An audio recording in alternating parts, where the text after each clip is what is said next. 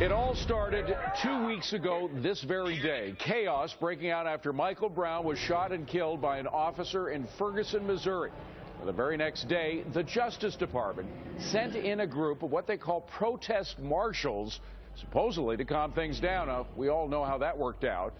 So is this group the department spending $12 million a year on, your dollars, worth it?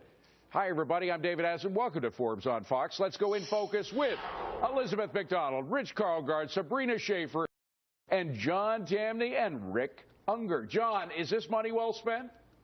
I'm very uncomfortable with the spending here. I first of all think it's wasteful, but more than that, when the federal government excessively focuses on race, what it usually does is inflame racial tensions. The aggrieved party always feels like the federal government's not doing enough, and then those not aggrieved feel like the federal government's doing too much to placate certain races.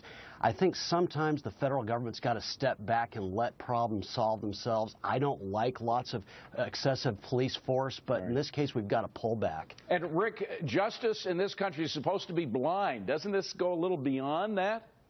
Well, no, I don't know that it does, actually. You know, you need to understand this is an organization that's been around for 50 years, used by administrations of both sides, and not always in situations that involve racial rioting or what we've seen in Ferguson. So, yeah, I mean, unless you've been in their presence and seen where they have behaved in a way that would strike you as inappropriate, I think the evidence shows they've been extremely helpful, and there's nothing to show that they've done anything but try. I don't know what evidence shows they've been helpful, Emek. I do know that right after they arrived, things in Ferguson got a lot worse for several days. It didn't get better. So the situation did not improve.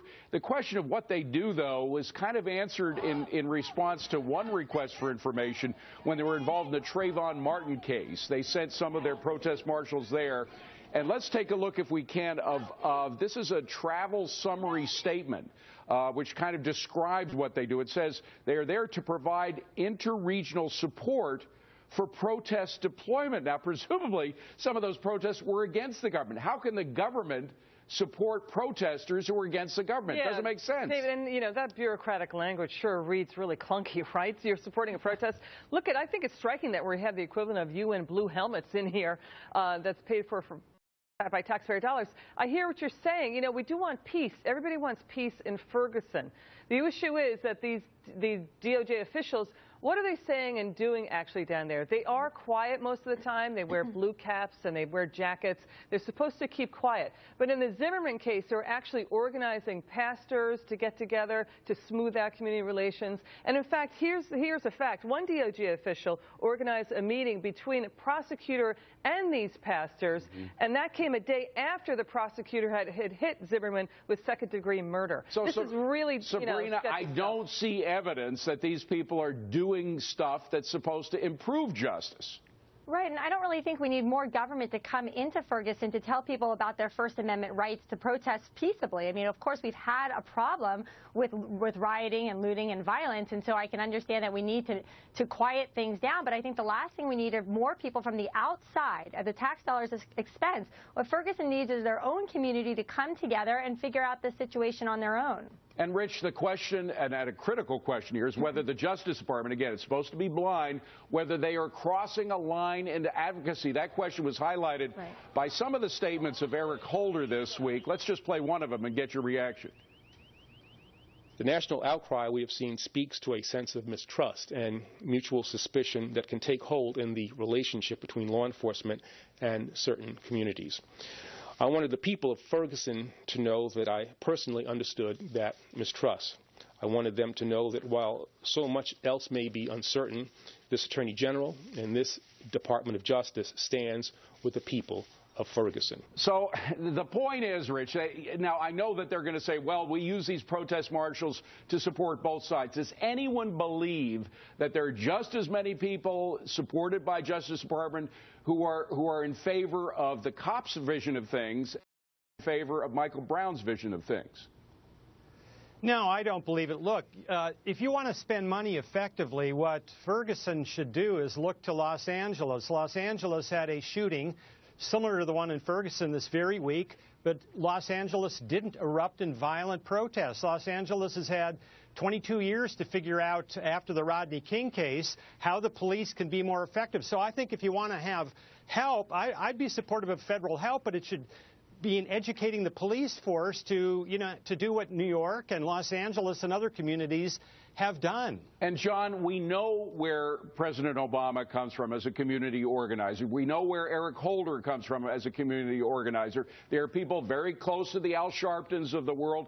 That's their idea of justice. That's their idea of protest deployment, right? Yeah, well, that's the thing. And if you want to involve the Al Sharptons of the world, you are going to exacerbate a problem that would probably die fairly quickly. And that's one thing that I like about President Obama staying away from this, at least so far. Americans like justice to be blind, but they also want the federal government not to take sides. If President Obama gets involved, it's going to be a situation where the aggrieved will feel happy for a time, but the non-aggrieved will say, hey, wait a second, why so much government force and involvement here but not here? Stay out of it and let the problem solve itself. And, Rick, you're not a fan of Al Sharpton and what he does, are you? I mean, the point is that he's working closely with the administration on this, and in fact, those are part of the people, that's where these protest marshals are drawn from. Well, as it happens, no, I'm not a fan of Al Sharpton. Right. I think we all know that. But setting that aside, I got to respond to some of the presumptions that I heard here, which are a bit troubling. Number one, I don't know how we can argue the Justice Department has taken a side in this because we still don't know the police's version of this. I've made that's the point. But Holder and some others are acting as though they do know. No, they actually aren't acting that way. They really aren't. The fact that somebody shows up to help, I don't know why we feel this need to be critical. Secondly, showing up to help and saying what side? I am on the side of, guess what? The protesters. How many protesters are in favor of the cops, Rick? The protesters probably aren't in favor of the cops. Right. But I didn't hear the Attorney General say anything like that ever. He was responding to the protesters. I mean, Sabrina, when I saw him in the crowd, who he was playing to, Sabrina, were the protesters. It wasn't the cops, right, was and we have to look, absolutely, and if this is laden with political ideology, I think John is absolutely right. Look, if there's a silver lining to the tragedy that is taking place in Ferguson right now, it is that we are having a national conversation about the militarization of the police and the lack of accountability, and that is a good thing. And the last thing we need is for the Department of Justice to come in and try to inflame things and to make this something that it's not. Let's have that conversation. I think there's a lot of agreement and a lot of places that we can improve things without Eric Holder making things worse for everybody. And, we're paying for these protest marshals. Right. This is taxpayer funding that's going for this. Yeah, I mean, this is a division that's been around since 1964. Rick is right about that. It's about $12 million a year, maybe 5 dozen workers. The question is, they are human beings. Will they remain neutral? It's really hard to be neutral in these very incendiary situations. We want peace in Ferguson. We saw in the Zimmerman case that, the ministers who were upset about what happened, what George Zimmerman did, was meeting with the Department of Justice officials. We don't know what these officials actually were saying and doing. And by the way, Rich, to support, I'm quoting directly from the travel documents of the DOJ here. They say they are there to support protest deployment. To support, that means you're in favor of protest deployment, right? Yeah, well, it does. I mean, I don't know where Eric Holder suddenly found himself being kind of psychological counselor instead of the Attorney General, which should be fact-based.